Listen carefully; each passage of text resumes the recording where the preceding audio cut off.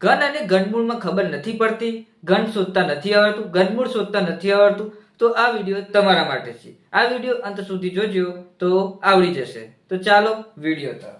ધોરણ 8 વિષય ગણિત, ચેપ્ટર નંબર 6, ઘન અને ઘનમૂળ.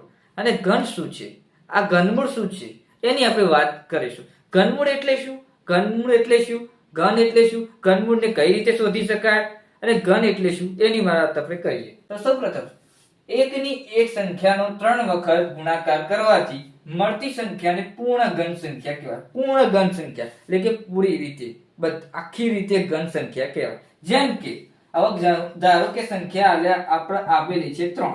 હવે 3 ને આપણે 3 વખત ગુણીશું. 1 2 3, 3 તારી 9, 9 તારી 27. તો આનું આપણે ઘન કહી શકીએ. એટલે કે એમ કહી શકાય, કાં તો એમ કહેવાય 3 ની 3 ઘાત કહેવાય, તો આ ઘન કહેવાય.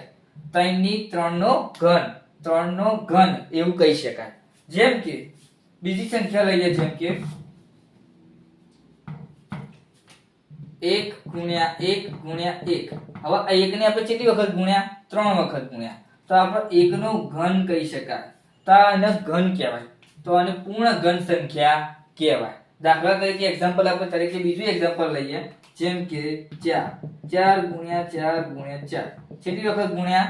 3 વખત ગુણ્યા. તો 3 વખત ગુણીશું એક સંખ્યાને, તો આપણે 4 નો ઘન કહીશું. 4 નો ઘન કહીશું. 1 ને 3 વડે ગુણીએ તો એનો આન્સર મળે આપણને 1 જ મળે છે. 4 ને 3 વડે ગુણીશું, 4 4 16, 16 64.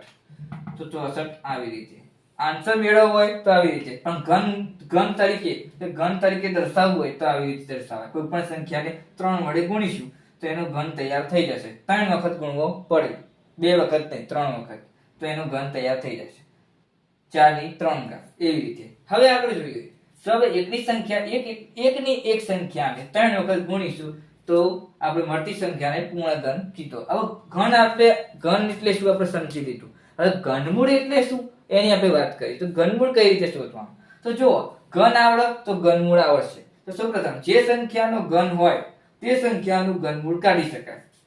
તેની આ વ્યાખ્યા કીધી. આ ઘનમૂળ એટલે શું કે જે સંખ્યાને આપણે ઘન હોય એટલે કે 3 વખત ગુણી શકાતી હોય, એ 3 વખત ગુણી શકાય, જેનો ઘન હોવો જોઈએ. ઘન એટલે કે 3 વખત ગુણી શકાય તેવી. એક સંખ્યાને 3 વખત ગુણી શકાતી હોય, એનો ઘન હોય, તે સંખ્યાનું ઘનમૂળ આપણે કાઢી શકીએ. જેમ કે હવે આપણે આપેલી છે 8 વર્ગમૂળમાં, એટલે કે ઘનમૂળની અંદર 8 અને ઘનમૂળની અંદર 27. કઈ રીતે? તો જુઓ, 2 ગુણ્યા 2 ગુણ્યા 2 કેટલા થયા? 2 ની 3 ઘાત. 2 ની 3 ઘાત. 2 ની 3 ઘાત એટલે કે 2 ને કેટલી વખત ગુણવાના? 3 વખત. 2 દુ 4, 4 દુ 8, તો 8 થયા. અને આ જે ઘન છે એ વળે લખી દેવાનું. એવી રીતે. તો આ એવી રીતે બન્યું કહેવાશે. તો ઘન હશે તો ઘનમૂળ બનશે. અને ઘનમૂળ કાઢવું હોય તો ઘન આવડવું જોઈએ. તો સૌપ્રથમ 8 નું ઘનમૂળ કાઢવું હોય તો કેટલો મળશે? 3 વખત કાઢવાનું. આ 1, આ 2 અને આ 3. તો એક સંખ્યાનું ઘનમૂળ નીકળ્યું તો આપણે એનું ઘનમૂળ કેટલું મળશે? એટલે કે ઘનમૂળ કાઢીશું તો 2 આન્સર મળશે. 27 આપ્યા. હવે 3 ને કેટલી વખત ગુણવાના?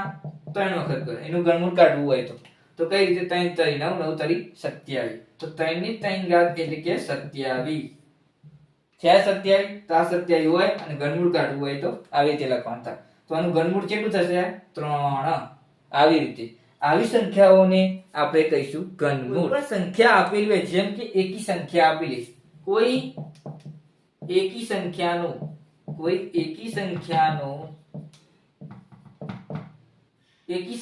ઘનમૂળ આપેલું, ઘન કોઈ પણ એકી સંખ્યાનો ઘન એકી જ મળે. તો કોઈ પણ એકી સંખ્યાનો ઘન એકી સંખ્યા મળે. એકી સંખ્યાનો ઘન એકી જ મળે. જેમ કે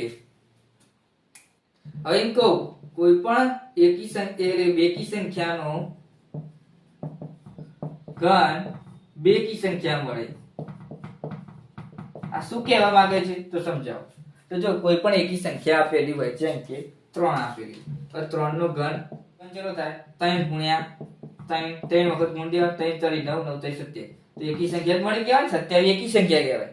હવે એમ કહું 4 ની 3 ઘાત, 4 ગુણ્યા 4 ગુણ્યા 4, 4 ને 4 3 વખત ગુણ્યા 4 ચોકુ ચોકુ 16 16 ચોક 64.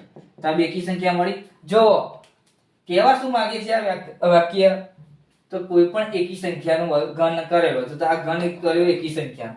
3 જેવી એકી સંખ્યા, તો એનો ઘન કરીશું તો એકી સંખ્યામાં જ જવાબ મળશે. હવે બેકી સંખ્યાનો ઘન આપ્યો તો બેકી સંખ્યામાં જ આન્સર મળશે એવું કહેવા માંગે છે. ધારો કે બીજું એક્ઝામ્પલ લઉં, જેમ કે હવે આ એકી સંખ્યા આપેલી છે, જેમ કે 5 ની 3 ઘાત, બરાબર.